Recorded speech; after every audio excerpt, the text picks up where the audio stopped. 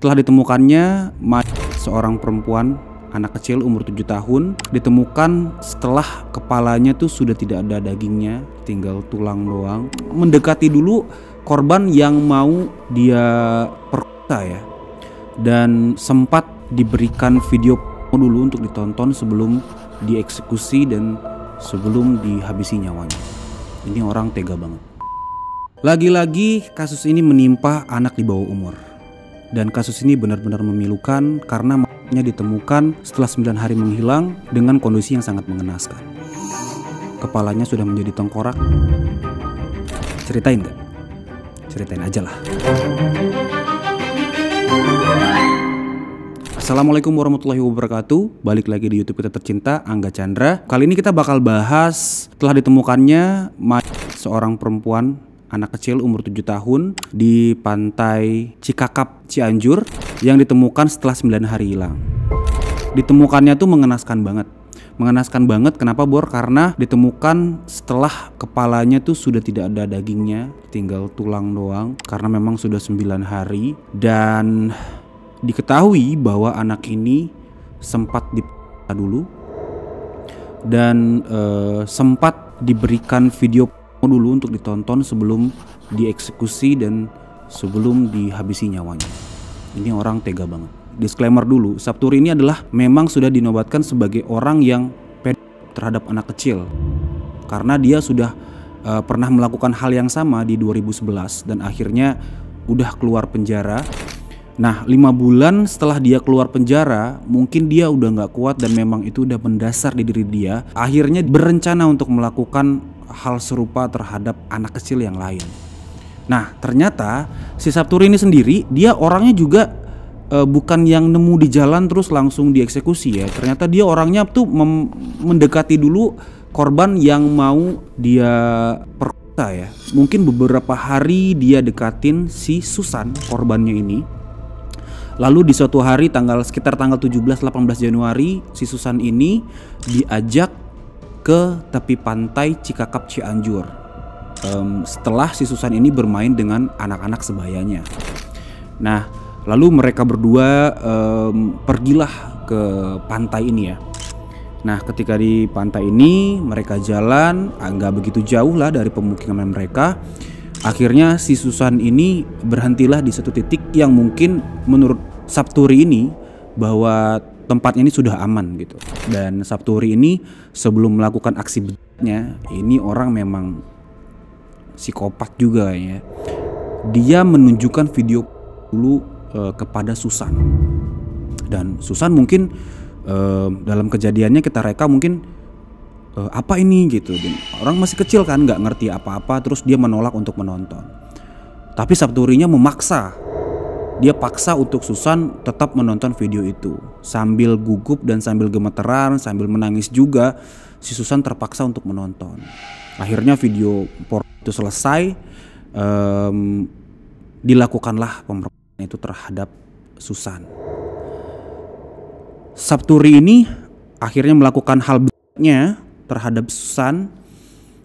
Susan mungkin memberontak dan teriak setelah diperkosa itu.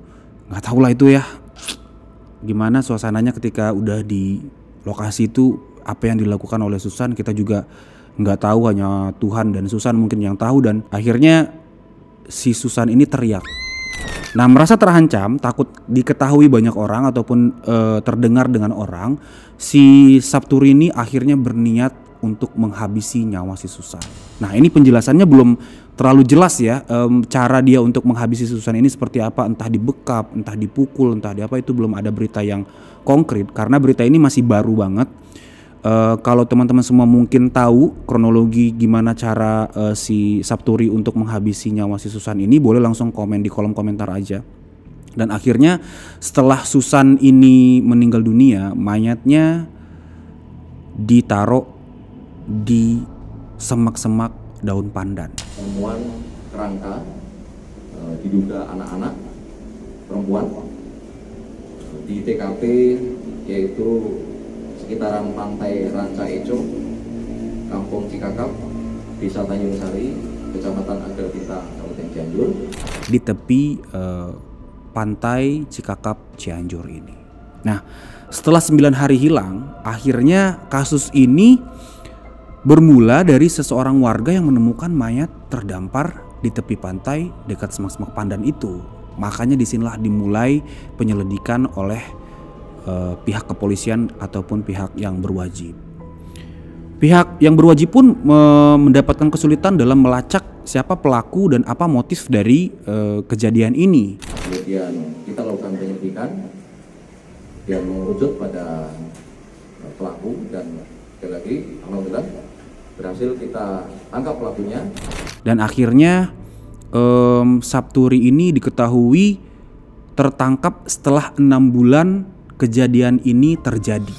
Dan dapatnya itu di daerah Sumatera, Lampung, di dusun Campang Pringsewu, di gubuk di tengah hutan katanya.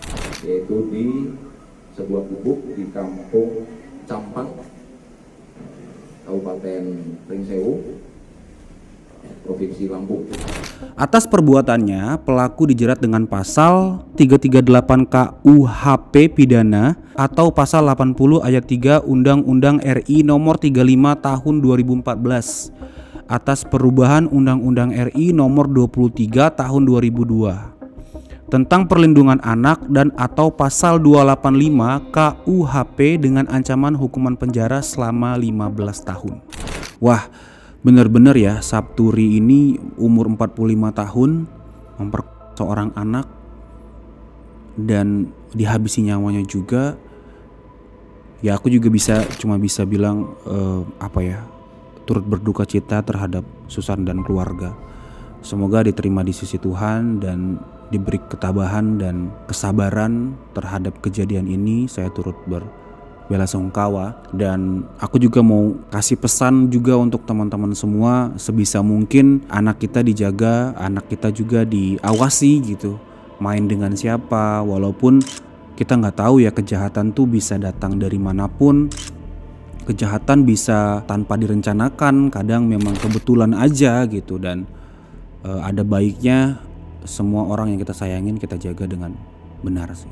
Dan juga untuk teman-teman semua, please jagalah nafsu yang mungkin bisa bikin kita menjadi orang yang berbeda. Nafsu diri tolonglah kita belajar, sama-sama belajar untuk bisa mengontrol. Karena hidup ini kalau kita nggak bisa kontrol, semuanya akan berakhir dengan malapetaka.